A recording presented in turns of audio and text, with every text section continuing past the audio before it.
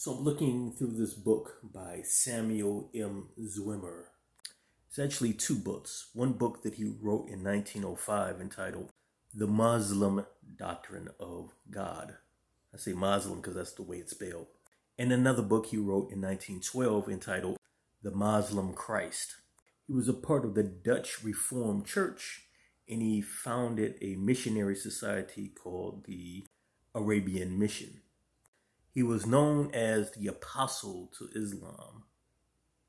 So it's clear from my reading that many of the popular arguments and polemic arguments against Islam that you hear on the internet, on TV, from missionaries out in the field, they originate with these two books.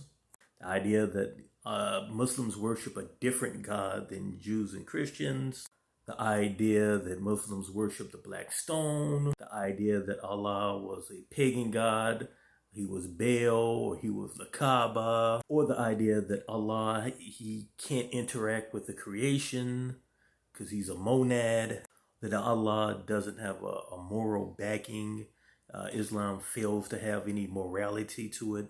All these arguments that you hear all the time, even on Fox News at this point, originated with this individual, Samuel Zwemer. The thing about it is, every single page is full of speculations.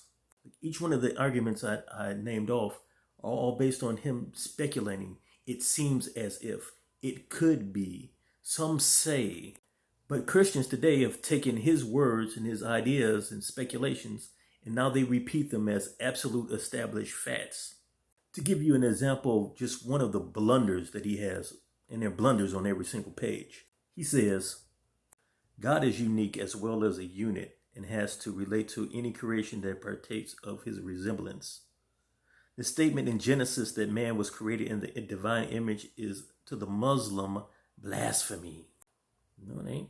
No. As far as I understand, there are two authentic hadith speaking about Adam being made in the image of Allah. The difference is, what does that actually mean? See, to Muslims, it means something completely different than what your average Christian would say. But the idea that Adam was made in the image of Allah is not an alien, blasphemous, weird idea that Muslims don't know anything about. But see, Zwemer, because of his prejudice and his own particular arrogance that he thinks he's a scholar of Al-Islam, he simply didn't know what he didn't know. He suffered from the same disease that Fander suffered from. The presupposition that these Eastern people can't possibly know anything.